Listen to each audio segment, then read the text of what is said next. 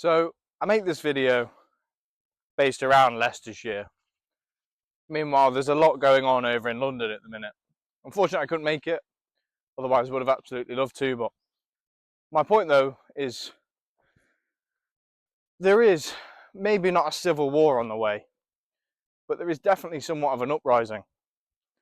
You see, I have spent the longest time now, bearing in mind I'm not that old, so my teenage years being called a racist by people from strangers to my own mother, saying that I'm inconsiderate, I need to educate myself, all these different things.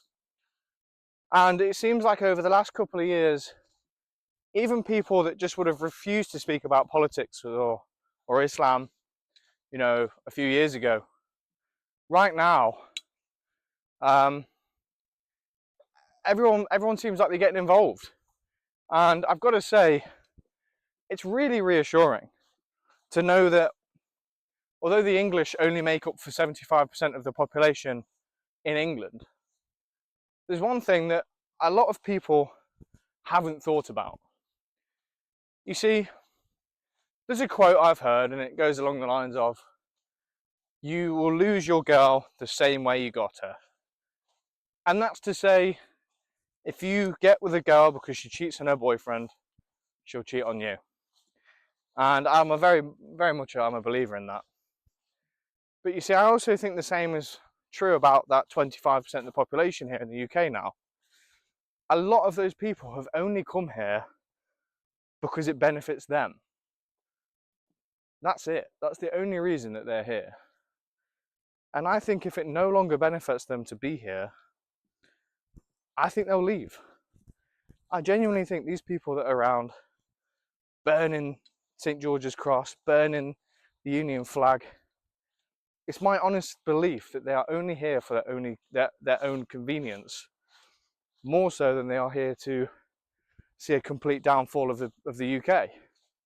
Now, there's a lot of people that are here because I'm not going to say it's their belief, like it's an individual thing they've just come up with, but obviously they actually believe in spreading Islam all over the world, especially through jihad.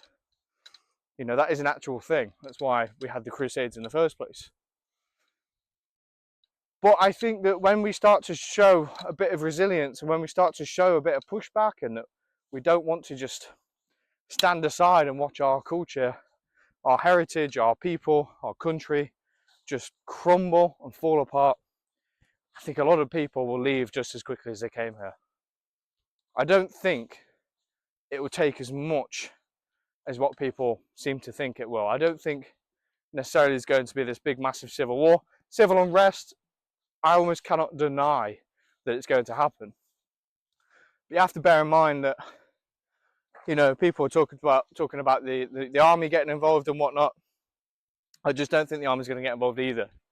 I think the government knows full well that if they tried to deploy the army against its own people, it would backfire, because the army is made up of people like myself that love my country and love my people more so than I love Keir Starmer. So absolutely, I think there's going to be unrest, but the future does look very promising. A lot of people coming together. There's still tens of millions of Brits in the UK that are willing to stand up and not just die for the country, but live for it.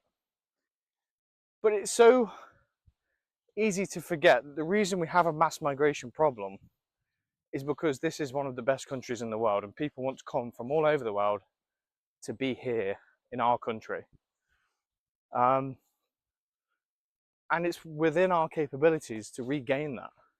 It's within our capabilities to have that incredible feeling back that the likes of our parents and grandparents from 1945 up until, I don't know, the mid-2000s had.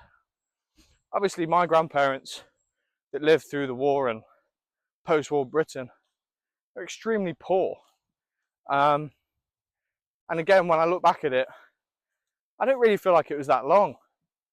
I wasn't actually around, but I didn't feel like it was that long between coming out of rationing, being a really, really well-off country where everyone had a good life, to then slumping right back down. And people say, and fair enough, you know, the Tories were in power for 14 years, but they weren't right-wing by any means. They were voted in on the premise that they were going to do things like stop mass migration, but they never did. So I think a lot of people like myself have sort of lost hope in voting. But when this many people come together and just unite, it's still quite uplifting. It's still good to be able to see what's going to happen.